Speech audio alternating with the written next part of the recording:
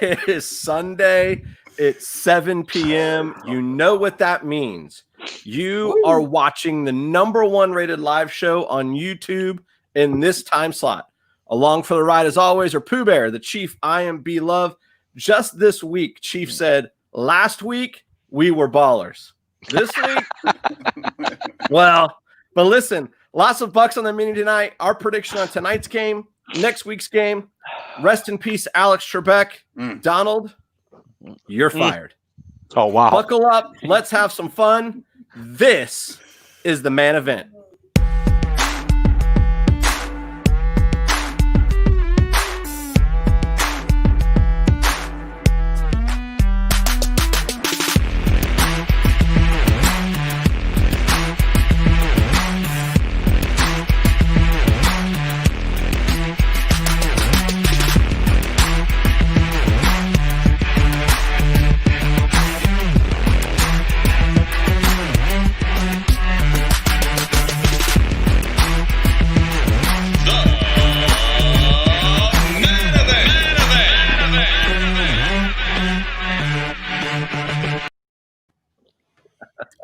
Hey, I love the new video, the new entrance. That is man, the song. So for those of you who don't know, TSG actually wrote that on his iPad on our flight back from on a plane. Yeah. On a plane, yeah. Just fantastic, man. I'm digging it. The more I hear it, the more it's like, yes, I'm liking this tune. Yeah, he did a really nice job. So let's kick it off. Obviously, you know TSG with us tonight, but he's at work making the money. So here's the thing. Did last week's Monday night game, the Bucs versus the Giants, did it go any way that you thought it would? Not one bit. I think if you rewind the footage, I predicted Blaine Gabbert would get a little playing time. We were going to be so far ahead. I believe I said both backup quarterbacks would be playing in the fourth quarter. Right. That was this was your classic, as the folks that like to wager on ball games say. This is the classic trap game. Oh yeah. The Buccaneers clearly were looking ahead.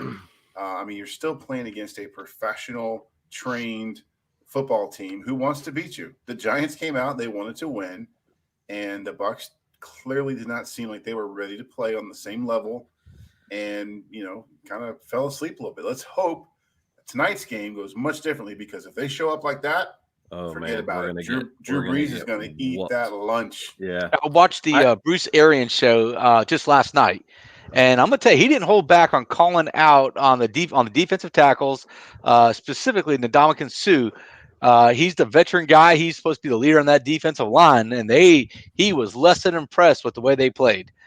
So I expect to see, these guys will come out tonight with just a little more fire in their britches. Well, I'll tell you, to me, it was a little eerie last time we had played the Giants, right? Yeah. If you guys remember, we were at that game. Yes. Also a game we felt really great about. In fact, we celebrated a victory until we realized that we actually missed the kick. Well, yeah. Some of us thought the kick was good. Yeah. But there was a little bit of celebration. It was not good. Anyways, the kick wasn't good. We ended up losing. No. But if you remember that game, we had knocked out their quarterback, right? So it was the rookie quarterback's first game as a pro. Saquon Barkley was knocked out of that game. For all intents and purposes, we should have crushed them that game, and it came down to the last minute, and we lost. And then this year was much of the same. Like, we never really got our groove going. No. So, hey, let me just say something, because TSG put together some information. He put together a video that we can't get on the air tonight, but he did a breakdown for us, and I thought it was really good. Can I just go over that real quick? Yeah, hit it up. Okay, so he kind of broke down the Monday night game, and the short version of it is like this. Okay, we basically tied on passing yards.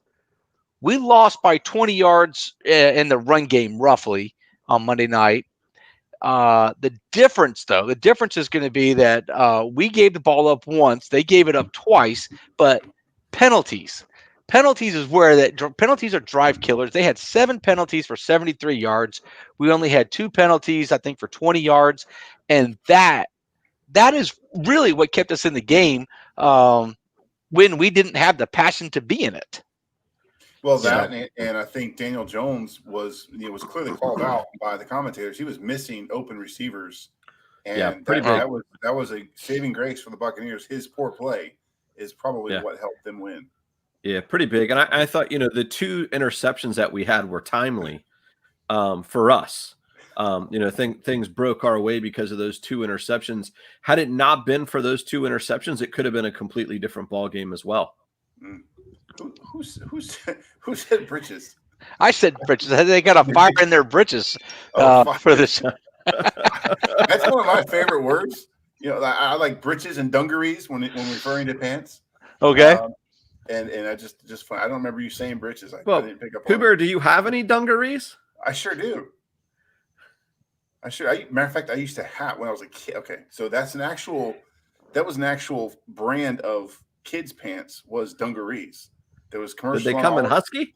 They did come in husky. That's how I knew. That's how I knew because shockingly, I was a husky child. And if I remember right, dungarees had this large badge. I'm trying to get my fingers on a large badge. It was like a 2 inches by 4 inches badge of leather that said dungarees in real big, like stamped leather. It was pretty funny. But they were not the brand of pants you wanted to wear as a child if you're a husky. So back to the Bucs real quick on that Monday night game, and to TSG's point, early in this season, we had a lot of problems with penalties as a team. Yep. And we had that one game a couple of weeks ago where no penalties the entire game. Basically a perfect game. This past week, only 3 cost us 20 yards. I mean, we need another disciplined performance like that tonight, again, to be able to win. Yeah, they cannot fall asleep against the Saints one bit. I mean, even with they're going to have we don't know if Michael Thomas is going to play or not. There's some other question marks in their team. Drew Brees apparently was not practicing much of last week, which is not unusual for him. He typically takes a few days off, kind of like a veteran's preference day. Sounds like Chief. But toward the end of the week, he normally cranks it up and gets in with the first unit. That did not happen until apparently on Friday. So we'll see if his shoulder has been bothering him. We don't know if he's going to be able to throw the ball over 15 yards. But, Kamara's still a force. They're going to have to be on their A game for sure. Are you saying that there's a chance we can see Jameis Winston in the game tonight? I was just about to ask, do we see Jameis tonight?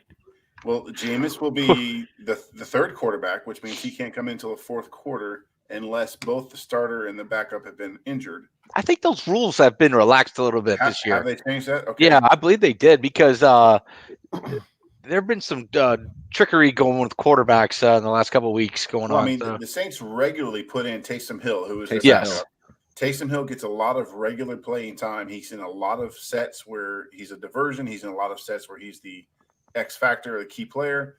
But we have not seen that with Jameis yet. This I don't think he's seen the field in any of the games. Before we get into tonight's game, can we go over the results from last week's picks? Yes. I was feeling pretty good about my picks. Were you? You shouldn't. I should. I did sign up for the Terry to win some of Terry Bradshaw's money today. Right. And I'm not going to win any of it so far. So Terry Bradshaw safe. What you're saying is picking games isn't necessarily your strong suit. I did pretty well. I was 2 for 3 last week, and so I was feeling pretty confident with this. And so they advertised this as only having to pick the winners. So I get on there and I said, I'm going to give it a shot at picking some winners. It's not as soon as you pick a winner, then they want to know how many points they're going to win by. And I'm like, oh, this is the tricky part here, So for example, I said that the Mahomes were going to win by more than 15 points, and while they pulled off a victory, it was not by 15. Yeah, that's to stop all the tiebreakers because there's going to be with a contest like that, you're going to have so many people enter. Yeah, right. Well, listen, I think you talk about like those things like DraftKings. Right. Before that got really popular, it was easy to win money. Mm-hmm. Now everybody plays that junk, and it's a waste of money for me to play it. Likewise, I stopped after the first year, won $50 or something, and then stopped that. It just got too popular. So our picks last week, we went with the 49ers and Packers game, which was a pretty entertaining Thursday night game. I had a good time watching that game. Personally, I did have Aaron Rodgers on my bench on my fantasy team. Didn't end up hurting me too bad today. I should pull that off, but either way, he did score like 28 fantasy points and did a pretty good job. But we had the Chief went with Green Bay, so that was good. That was a +1, and I had Green Bay. TSG and B-Love had San Francisco. For some reason, seeing their injury report, how you could go with that, not real sure. No Jimmy Garoppolo. No Jimmy Garoppolo. Second game was the Texans and the Jacksonville Jaguars. The lone Jaguar pick was B-Love. Putting him in the 0-2 category. Of course, the Texans beat them for the second time this week. He went with the Jags because of the mustache guy. Right. Who I don't think he played today either. And I don't think he played. Which, by the way, this is the toughest part about the way we're doing this. Picking games a week in advance is very difficult. Yes. It's very difficult, not knowing the reports and stuff. Well, I mean, let's be honest. The only reason we're doing this is an excuse to make TSG wear a wig. Right. It was his idea. It was his idea. All right, so I'm undefeated so far. Let's wrap this up. Where am I at? Our final game was the Seahawks at the Bills. We had TSG and Chief both went Seahawks. The Seahawks were not able to pull it out. That leaves me with a perfect 3-0 record this week, boys. I got one. I mean, perfection is what you're looking at with my britches. But hold on. Back a minute. You said perfection. But if you remember last week, there was a mystery prediction. There was, and I think I got that right as well. Let's roll. I don't believe you did. I sure did. Here he goes with the sound effects again. I know it. I was a little late with it. What the heck? Your turn. So the prediction was that the president would retain the office come Tuesday night, but there would be not an announced winner until later in the week, which is exactly what we got. Oh, so what you're saying is you took the high road and didn't pick anybody. You just took the, hey, this is going to be a delayed result. I pretty much said exactly what was going to happen. I'll have to look this tape up. We need to watch this again and see. I'm pretty sure I said exactly what happened. Okay, well, so perhaps he's 4-0. Perhaps he's 4-0. Listen, so while we're talking about this, we'll get into next week's projections. But so the Donald. Oh, boy. He's out. Hey, how long before Biden comes out and says you're fired? I think he's trying to take the high road right now, but it's going to happen at some point. Remember, he's supposed to be more presidential. Remember? Yeah. Listen, in true Donald fashion, though, the guy is throwing a childlike temper tantrum. Mm-hmm. Yeah. Right. I think we all kind of expected that. So what are the chances here? You guys think this guy's going to give a concession speech? Not for a while. If he does, it's going to be after the Supreme Court rules. He's not going to go nicely until. I believe eventually he'll go if it's all declared. I don't think there's a retention of power struggle or anything like that. I think he's going to peacefully go and turn over the White House, but I think he's going to fight to every last resource he has in order to maintain the presidency. So he's going to go down fighting. Yes, Joe Biden had a great one-liner. To be evicted. Correct. No, he's not going to. Well, Joe Biden had a great one-liner, and they asked him, will Donald, leave peacefully? And Joe Biden said something on the lines of, he says, I'm pretty sure the federal government is perfectly capable of evicting trespassers. So that was a good one-liner. so look, man, I'm not gonna hide behind my vote. I voted for Trump. I thought he was a better candidate. I wasn't voting for a priest. I was voting for a president. So I voted for Trump, and so now I just have a question. And here's my question: is that I'm kind of new to the riot game, so I've never had to riot before, and that seems to be the thing to do. So, do we report to somebody? Is there a riot coordinator? Is there a time that all that the rioting kicks off? I'm not exactly sure. What's the dress code for the riot, by the way? Is it? Are we all wearing the mega hats, or do we just wear what you got? You have to have face covering and 6 foot social distancing. That's for certain. Okay. So how about this? Okay. Now I'm dead serious about this now. Okay. The other day they're showing all these victory parties throughout the country on CNN. Every news organization out there is covering it. Nobody at any of these has a face covering on. No one's social distancing. No one's got a face covering on, and nobody has said a word about it. During the Trump rallies and everything else, that's all they could freaking talk about. Where how come there's no face coverings? But nobody has said anything about that. True story. Shooter McKinney is chiming in. Remember back to 2000 during that was Florida's fault, by the way. Yeah, that was. Hey, listen, we showed up big this time. We remember. Boom, like it was decided by 9:00. Yes. We're blue or gray. That's actually going. So here's he's right about the whole Al Gore thing. Listen, my opinion is that these lawsuits, they won't go any further than Hillary's did 4 years ago or Al Gore's did 20 years ago. At the end of the day, right now, the guy, meaning President-elect Biden, has an overwhelming victory when you look at it from an electoral standpoint. I wouldn't say overwhelming. He only won by, I think, one major state's a difference. It's one swing state essentially. But the race. Here's what we do know: this country is clearly divided almost in half.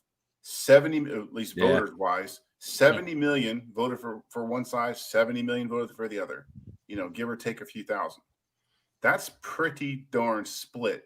So chances are, whoever you're trying to have an argument with or have a discussion with, you're probably on the different side, right? 50-50 shot. So let's all keep that in mind.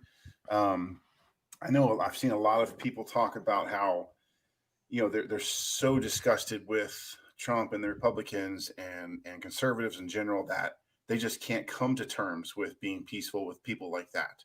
And that's what's troubling to me. That's what's troubling. Like, you could have said the same thing, 12 years ago when Obama was running. There was just stop it, folks. It's a Pooh Bear PSA. Just knock it off. We all want the same thing.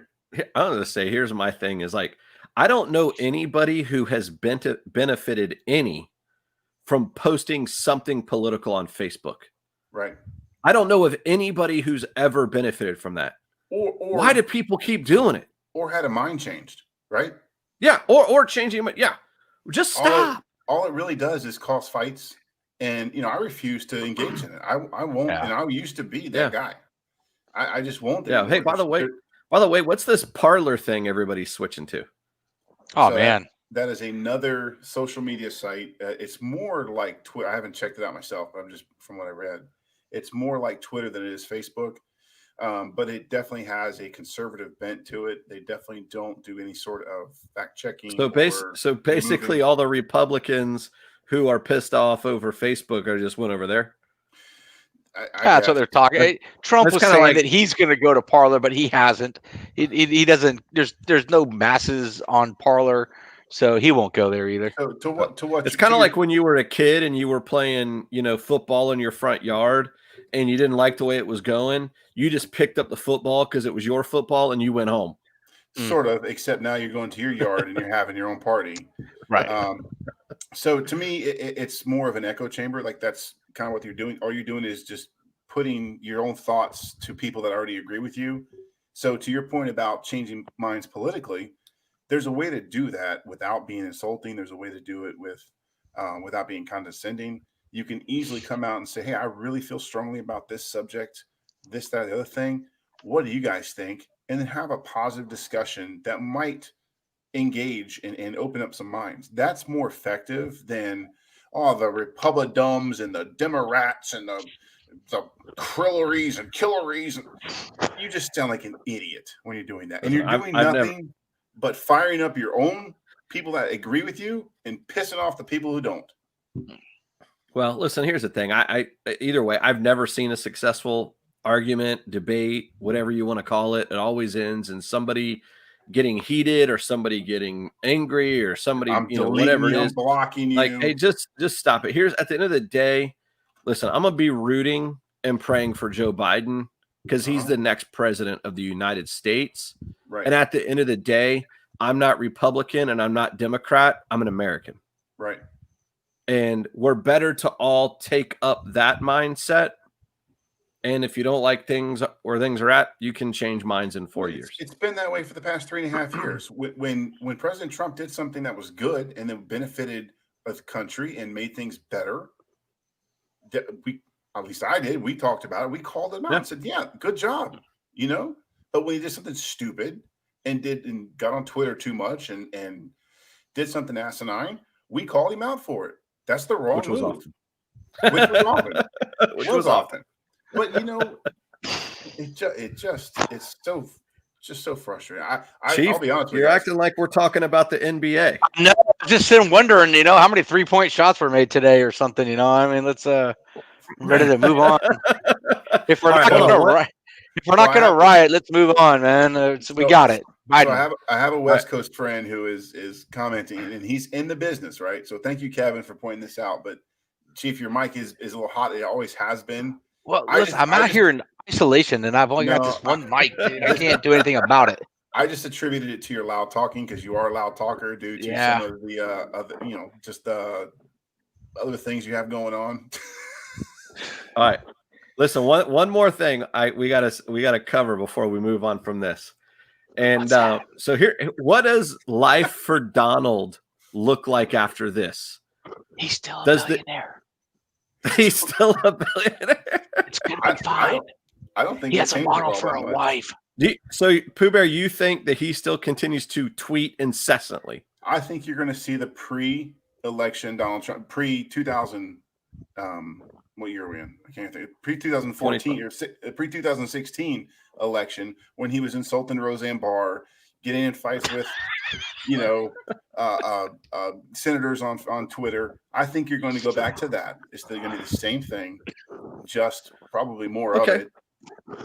So the interesting thing about that is typically when a president is done with their service, they don't really comment or weigh in on policies. Will we see that kind of behavior from the Donald? Oh, absolutely. You don't think he'll weigh in at all? Oh, I think he will. I think he can't help it. He can't help it. Hey, first thing he's going to do, let me tell you what he's going to do. Number one, he's going to go out and get a plane that's bigger and better and faster than Air Force One. And he's going to tell everybody about it. I'm telling you, he's going to tell everybody about it. I can totally see that happening. He's absolutely going to do that happen. Because he's still a billionaire, or at least a 500 millionaire. I'm not exactly sure anymore how much he's worth, but let's just say he's a billionaire. He's still, he's still married to a model, former model. He's going to be just fine. His life will be fine. He's got Secret Service protection for the rest of his life. It doesn't. It's not going to suck to be Donald Trump. For the next 5-6 years. Around? Why wouldn't she? She sticks around, man. They have a son together. I think that they're.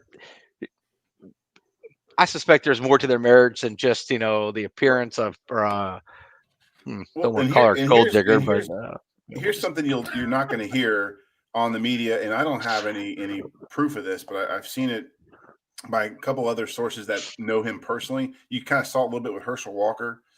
The president that a lot of people, or the Donald Trump that a lot of people know in person outside the limelight, is completely different. Yeah. Right? So I've heard that from, you can discredit the source if you want, but I've heard it from Rush Limbaugh. I've heard it from Herschel Walker. I've heard it from, I think Macaulay Culkin said it. There was a number of people that have come out and said that is not who you see.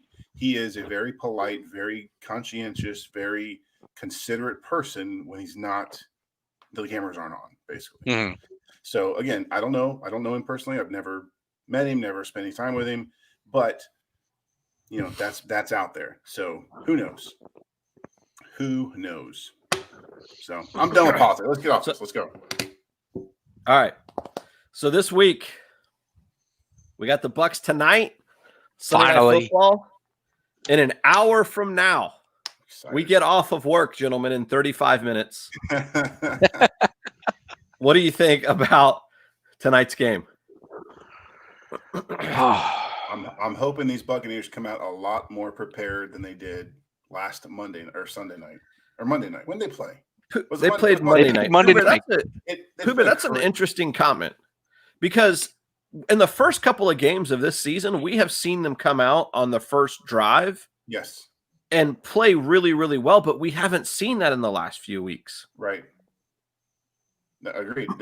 They seem I don't want to say the word unprepared, but maybe it's motivation, maybe it is preparedness. I don't know. I think the last game they came out prepared was for the Raiders game, and you can see that was a travel game. You know, it was John Gruden. Maybe they were just fired up to play as an AFC rival, which is a little odd, you know, but they came out and they were ready to roll. Well, they came out to play against the Packers as well. Yes. Yeah. So I think they're going to come out today. I think they're going to be ready to play. They understand the importance of this game.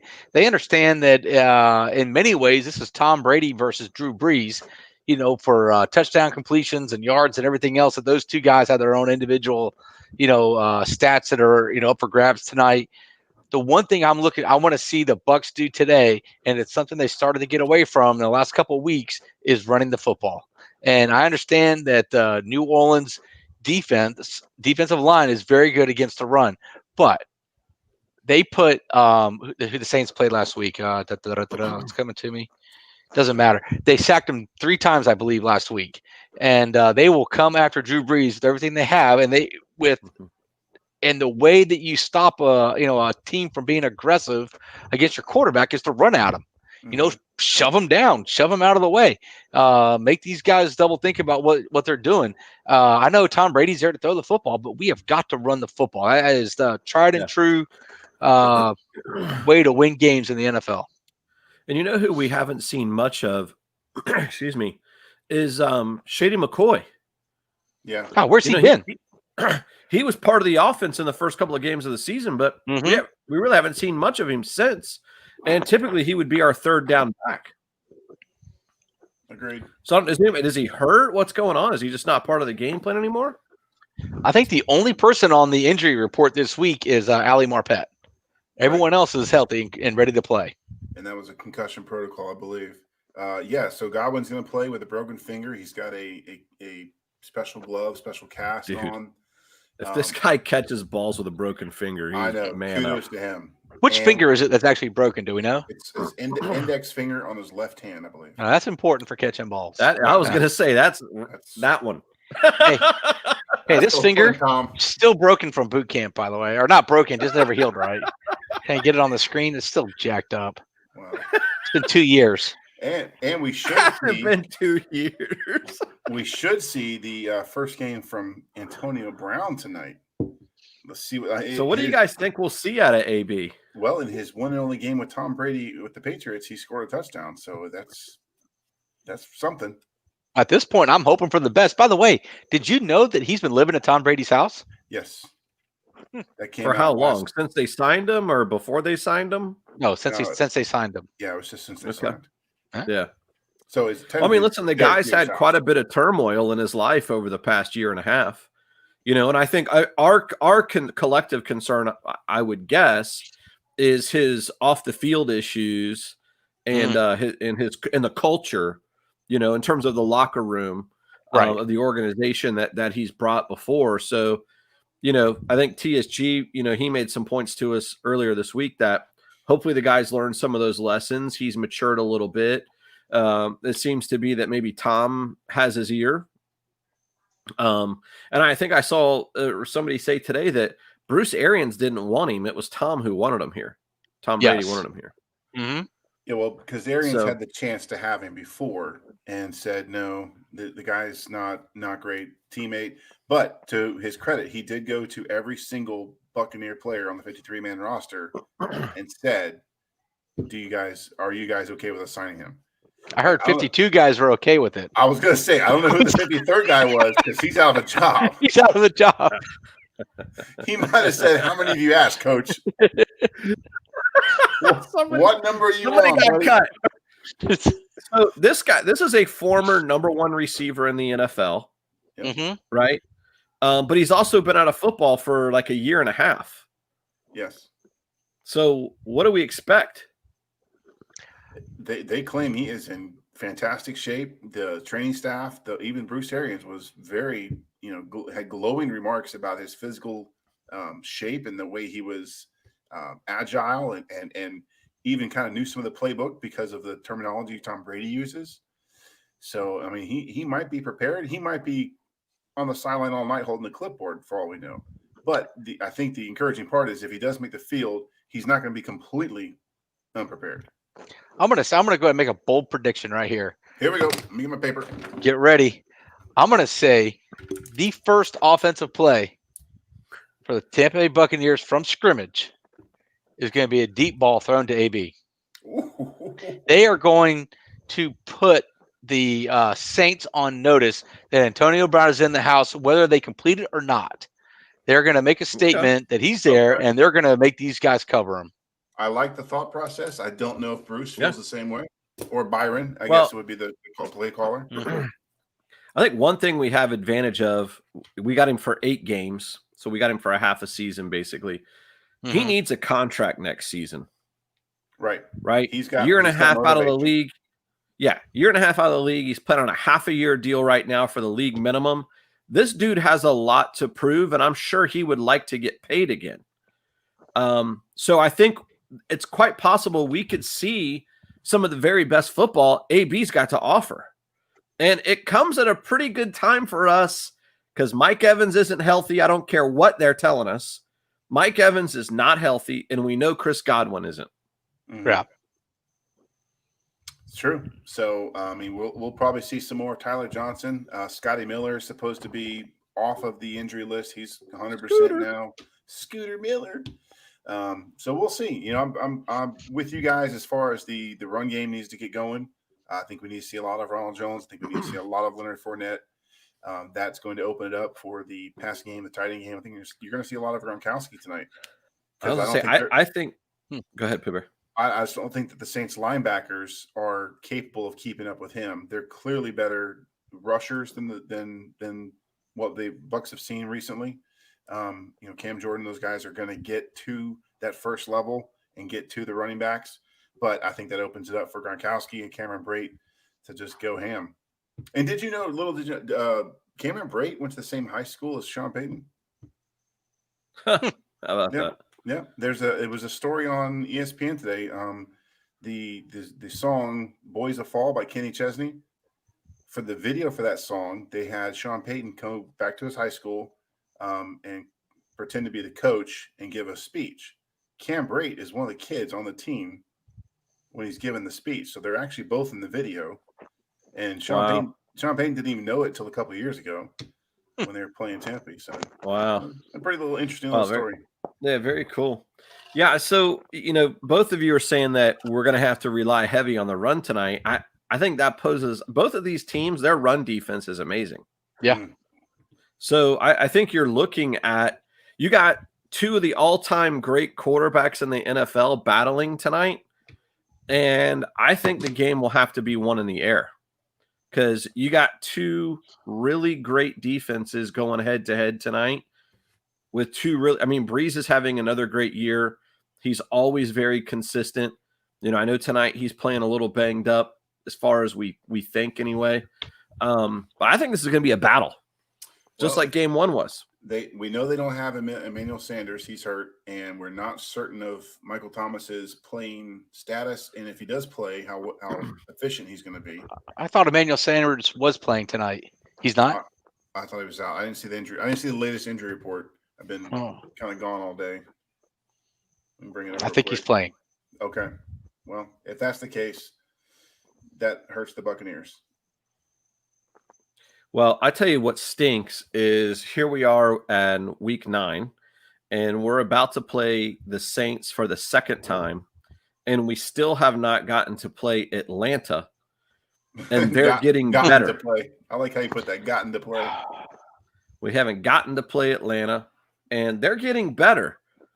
I mean, Chief, if we're going to riot, we need to riot about that. If we riot, we need Georgia on our side. I'm not sure we can do that. Both Sanders and Thomas are not on the injury list, so they're active. I mean, we didn't get to play the Falcons when they stunk. I know, and now they have actually turned it on. Hey, they might stink again. We don't know. Yeah, I say we impeach the commissioner of the NFL. Can we do that? Over what? What is he doing that's angering you? I'm upset. You think he makes the schedule? I haven't been clear about how upset I am about the fact we haven't gotten to play Atlanta. If you think the commissioner makes the schedule all by himself, you need to reevaluate what you know about hierarchy and organizations. Blah, blah, blah. All right, so listen, there was an interesting article in the Tampa Bay Times this week written by John Romano, and he compared the first 8 games of the 2019 season with Jameis as our quarterback to the first 8 games of the 2020 season with Tom Brady as our quarterback. So I'm going to give you some stats, all right? And then we can chat on this a bit. So through 8 games last year, Jameis was 182 of 307. That's a 59% passer complete rating. He threw for 2,400 yards, all right?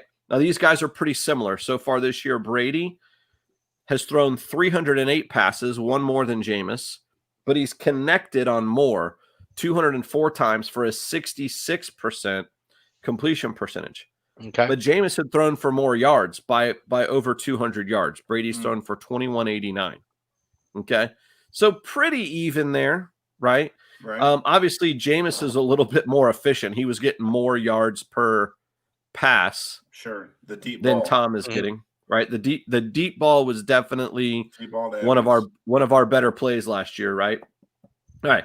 So let's look at touchdowns and picks. Jameis had thrown 16 touchdown passes and 12 picks. That was a lot of picks. Tom this year has thrown 20 touchdown passes, so more touchdown passes and considerably less interceptions. He's only thrown 4. So 4 more touchdown passes, 8 less interceptions.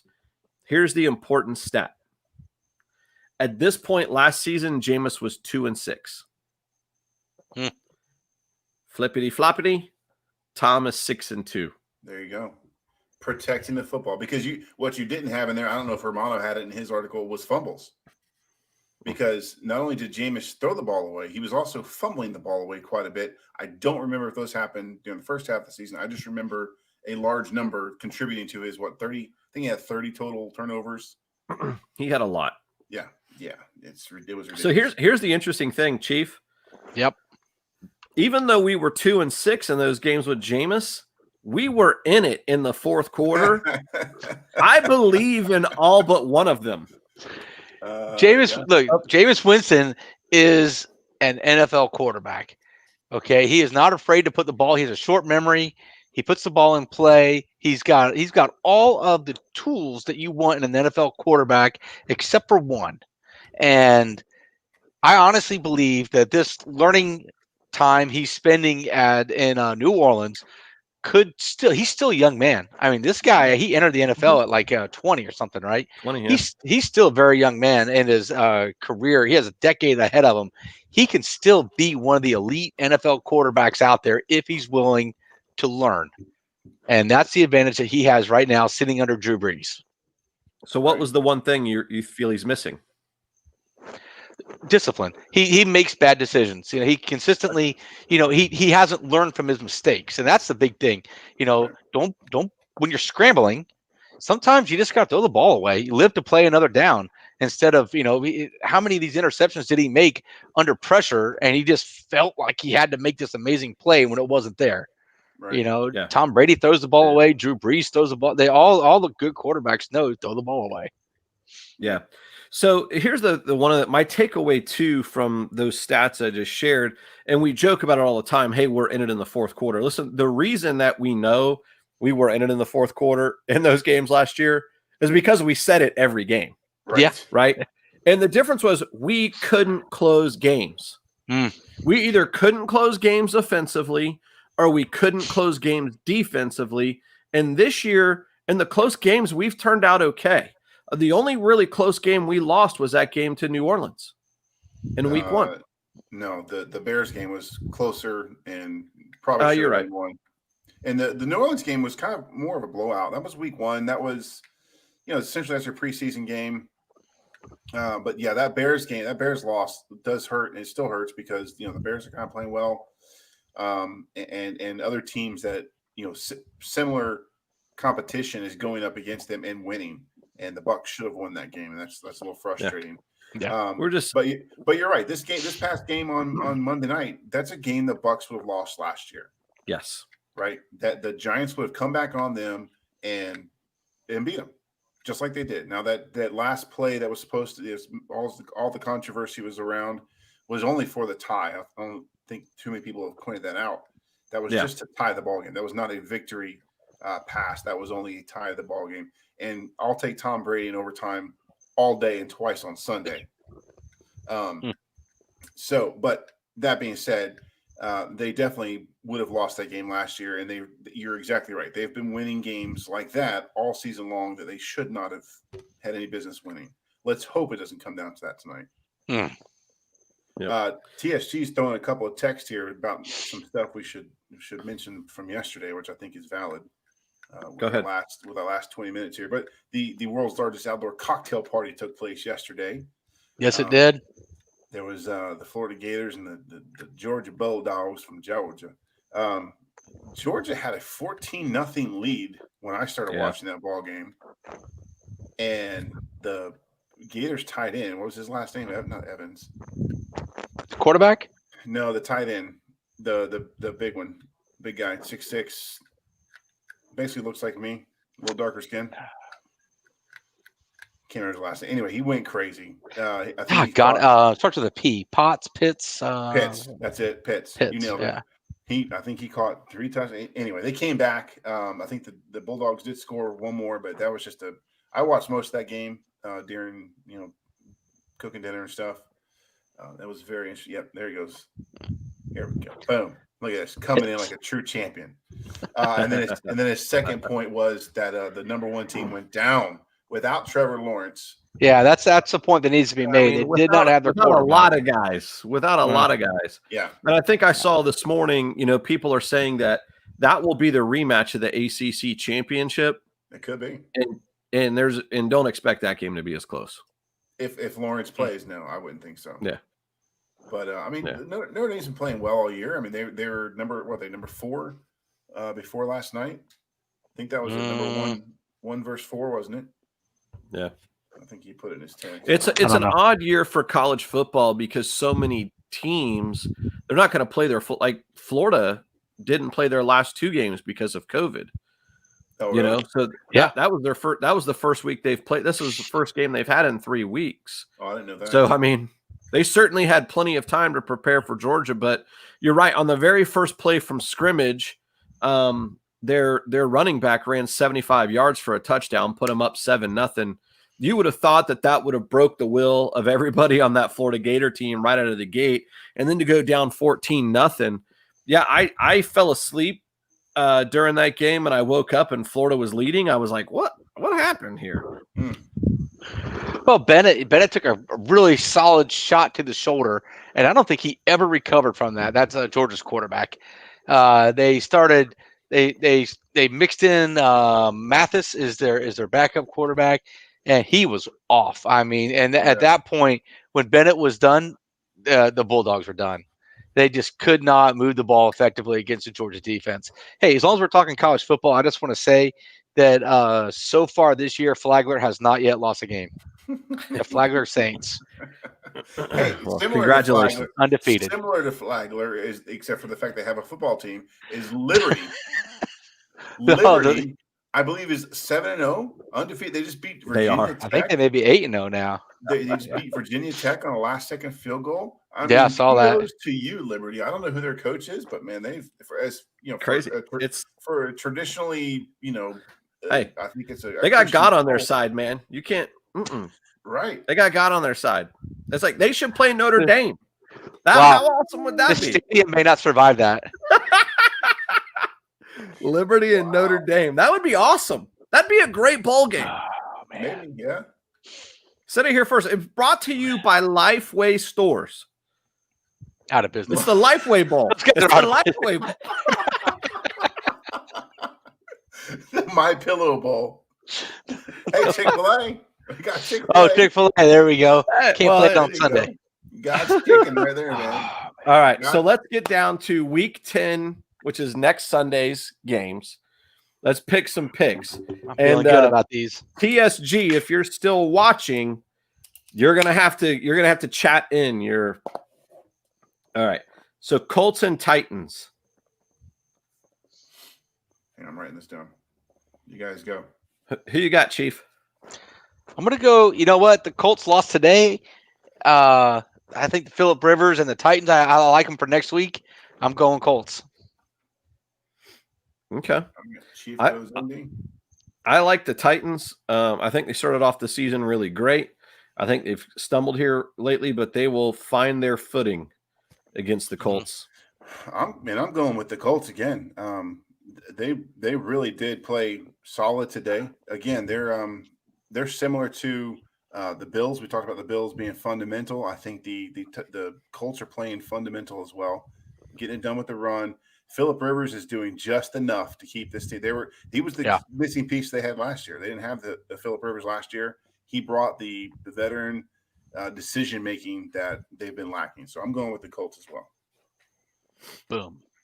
Boom. All right. Listen, one last thing I gotta say about the Lifeway Bowl, though, because this is a great idea. So when the NCAA picks up on this, I would hope that they would bring the man event in to do color commentary for that game. It would just make sense. Mr. McKinney says it should be called the Bible Bowl. I like it. All right. Game 2. Eagles versus Giants. I'm sorry. Did I throw up out loud? I didn't mean to do that. All right, I'm willing to go. You got, Chief. Okay. First of all, I'm never ever going to pick the Eagles. I don't care who they're playing. Secondly, and for Matty Ho, I go Giants in this one. So, attaboy, representing Matty Ho. I'm going. All right. TSG. He jumped in. He's got the Colts. All right. So now that he heard all our good commentary, he comes in dead last. How about getting in early in this one? Yeah. All right. So we're picking Eagles versus Giants here. I'm going Giants. I'm going purely based on the way that they played against the Bucs. Okay. They showed up better than I thought. They played well today too. So I hate both these teams. They made me throw up. So I'm gonna flip this memory card. Boom. That's the Giants. Giants. I'm gonna flip this memory card. I didn't have a coin. All I have is a memory card with me. So I'm gonna flip that. All right. And then wait for yours. Well, then the last game that we have is Texans versus the Browns. I mean, this is a toilet bowl game. Well, yes, indeed. Well, we got TSG's pick. The Eagles. I don't know. What the? Okay. Who is this guy? He's fired. He's fired. All right. Who you got, Chief? Texans and Browns. You know what? I'm going Browns. They have a solid running game, and that's what I'm going with. Okay. I'm going Browns too.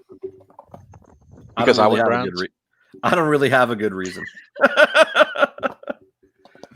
All right. Well, since I have family in the Texans organization, I'm going to select the Texans. There you go. There you go, Alice and John too. That's right, the in-laws. The poo-in-law. The poo-in-law. Yeah. All right. The cousin-in-law. All right. All right. And TSG's So, man, so this past week, or really today, we lost a television icon in Alex Trebeck, host of Jeopardy. This dude has had the same job for 36 years, man. That's a long time. I'm getting close. Not kidding. Wow. Without being paid him. See, I started in the fire department in 1986 as a volunteer, and I didn't get hired until 94. But it's the same stuff, just about. Wow. Yeah, 34 years, huh? If you count the volunteer years, yeah. Count the volunteer years, which is no pay. So I bet you Alex got paid all his years. Yeah, I'm pretty sure he did. He got paid quite a bit. I'm pretty sure he did. Just a national treasure, in my opinion. Just he's been a part of at least my family. A lot of times we watch Jeopardy and Wheel of Fortune at dinner time, and he's always been a part of our nightly routine watching Jeopardy, and it's just even though he's not, I say national treasure, he's Canadian, we're American, but he's part of the North American culture. North American, our hat. Yeah, you're our hat, whatever. Pooh, tell your story. So I love this story. Tell the story. So, like I said, I do faithfully watch Jeopardy pretty much every night. And I had a friend that lives on the West Coast. Here it airs at 7. It also airs at 7 on the West Coast. And I don't even remember how we got onto this topic, but I shared with him that I got the Final Jeopardy answer. Not to brag, but I'm pretty good at Jeopardy. I'm really good at useless knowledge. Not great. Not John Colella. Listen, that guy, he's fantastic. Like, was trying out to be on the show, kind of fantastic. I'm not that level. If you're watching, you're great at Jeopardy. Anyway, so I'm talking with this friend, and he says, "Oh, what was the answer?" I said, "I was, this and that." He goes, "I'm going to use that with my wife tonight." I said, "What do you mean?" He goes, "Well, it doesn't come on here for another 2.5 hours. I'm gonna act like I know the answer." I'm like, "That's fantastic. How about tomorrow night I send you the answer again?" So this goes on for a couple of weeks, and I'm just feeding him Final Jeopardy answers to the point where he's now knowing the category before they go to break. They always Alex always walks over to the TV and says, "All right, coming up after break, we're going to talk about 21st century literature," and he's guessing that before it comes on. His wife is falling for it. Hook, line, and sinker until she finally figured it out. She's like, "There's just no," because he didn't know any of the other answers, like the normal category about Shakespeare in the park, and he's like, Othello. Now, was he like placing any bets or anything like this? Like, you've got to clean all the toilets if. Oh, I don't know how he used it. Maybe we never got that deep discussion. Maybe actually, what's funny? Kevin Weber logged in. I gave him an answer one night as well. I think he was able to use that. I forgot he was on here. But anyway, so it just went on for a couple of weeks, and he finally messaged me back. And he was like, "She figured me out. You don't have to send me the answers anymore." But it was a lot of fun, hearing back from him. Her reaction every night. It was pretty great. That's pretty cool. So anybody have any other Alex Trebeck or Jeopardy memories? Chief, what you got? Yeah, I've got one. So okay. So my favorite Jeopardy moment actually doesn't happen on Jeopardy. It happens on Cheers. Okay. Excuse me. Cliff Clavin, the mailman, okay, gets on Jeopardy, and it's hilarious because they're introducing the players. He's going up against a neurosurgeon and a like some sort of college professor or lawyer. It's what it was, and then you got a mailman, and so they go through the show, and at the end of it, going into Final Jeopardy, Cliff has a lead that he cannot lose. It's like 22,000 points to like 500, and the other guy's got like 200 points. That's it. He's got this thing nailed down. And I love his answer because the answer it comes up and he goes, its question is something like, "What do these three men have in common?" Something like that. And Cliff's answer, he doesn't know the answer, but his answer is brilliant. He says, who are three men that have never been in my kitchen?"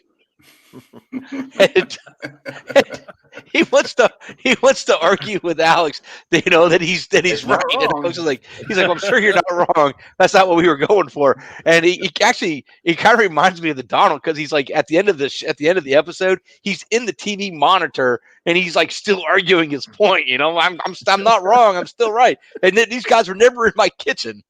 Right. So I've actually used that before on when I play Jeopardy at the house. I'll answer. What are three guys that have never been in my kitchen?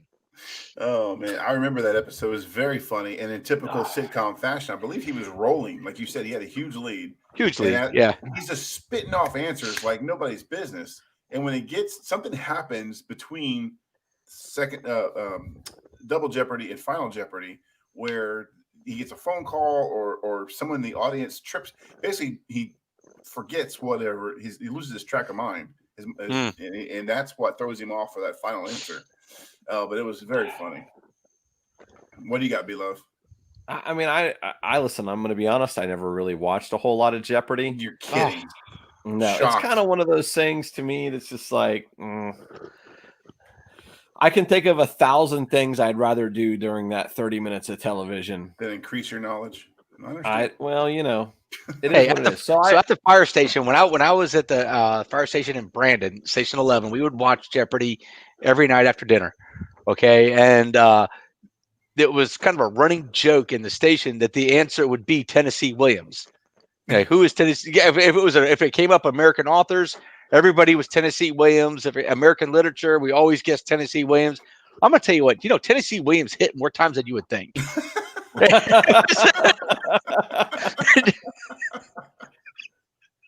Oh man.